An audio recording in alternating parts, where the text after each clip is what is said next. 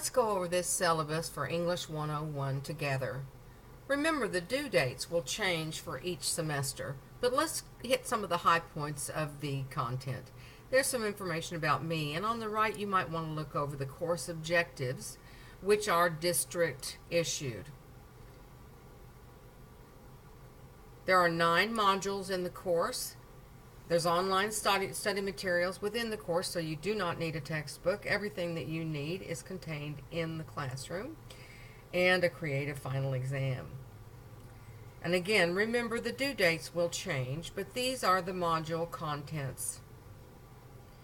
This is an important point to stop and show you.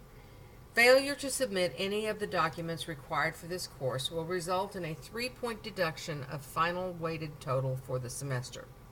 Thus, if at the end of the semester your weighted average is 71, but you fail to turn in a discussion board, that would result in a 3-point penalty. Your new weighted average would be 69% a D. Please make a concerted effort to complete all work. At the conclusion of the semester, any student who does complete all assignments in the course will receive a 3-point bonus.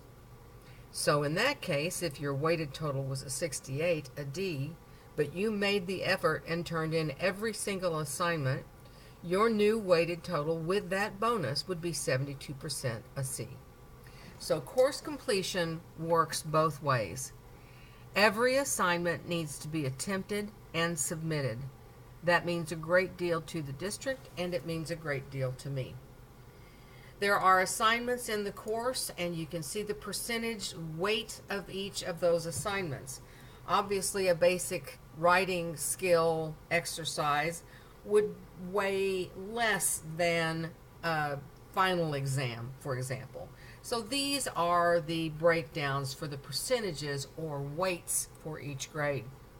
At the end of the semester, when everything is all tallied, these are the final grades. 100 to 89.51 is an A, and so forth.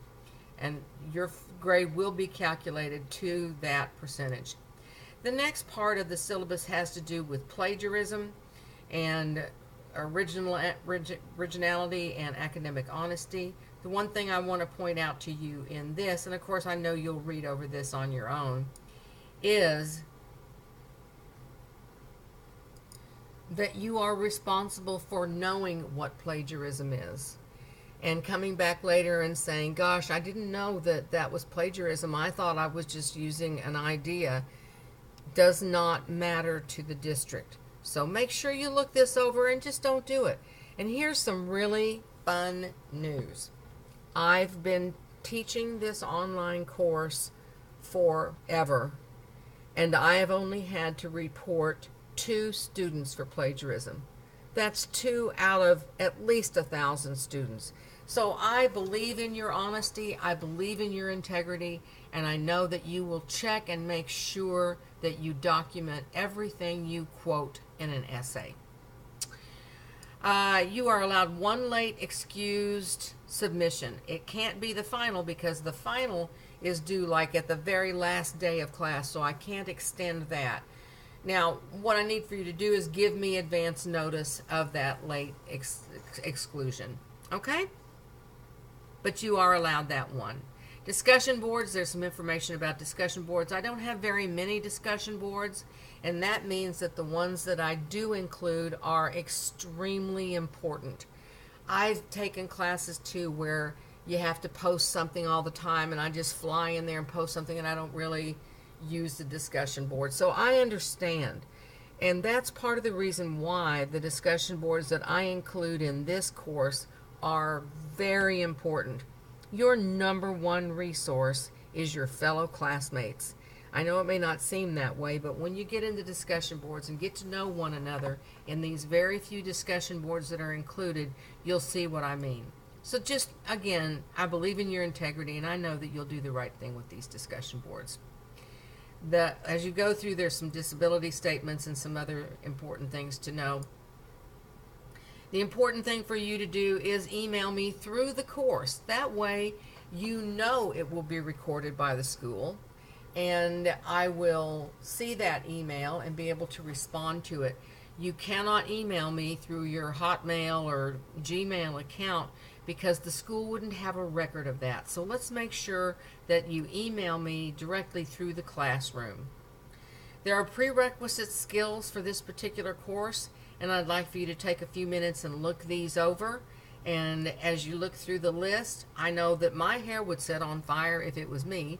So if there's something that you look through in here and you're not sure you remember a lot about that, go ahead and take time, go to YouTube, look up a tutorial, or find any number of other ways. Grammarly.com is a source. Find some ways to get brushed up on those skills just so that you make sure that you're up to speed. This is that participation policy, and this is the Carnegie unit that the district uses. And this is what is expected of you. Now, the time that is expected of you is spent in and out of the classroom. So here's what I want you to know about that, and I want you to just listen to me for a minute. Your participation in this class while you are in the online classroom is time tracked, and it will show me where you were, how much time you spent there, and so forth. If you turn on your computer, log into the course, and just leave it running for like 8 hours, that's not going to work because Canvas will time track that. However, if you are going to go online, let's say you're going to go outside the classroom and you're going to read this classics novel that you're going to be reading. Well, you're not going to be in the classroom while you're reading the novel, but you are going to be participating. Then what you want to do is log in the course and go over to that module for classics and open the My Study page and let that run while you're reading. Let's say you're going to read for an hour. That will register and it will show to me that you spent time participating in the course. So time is important, and it's vital that you read all announcements and that you show that time that you spent studying by being actively engaged in the course. Now, I allow also for time that you spent outside the classroom studying, researching, looking up things, and so forth. But just make sure that you keep track of that time. And the final and most important thing that I have to share with you is this. And I'm going to scroll up to the front of the page so you're not looking at this graph anymore. Here's the most important thing that I have to share with you, and it's the last thing I'm going to share, and then I'm going to end this tutorial. It is critical that you read every single announcement that is posted. Coming back with the excuse, oops, I forgot that the assignment was due, and then I go in and I look at your participation and I see that you haven't read any of the announcements. That makes it difficult for me to say, sure, go ahead and turn it in late, and there won't be any penalty. When you were given an opportunity to read an announcement that reminded you of the due date. So read those announcements. I don't put them on there because I can't think of anything better to do.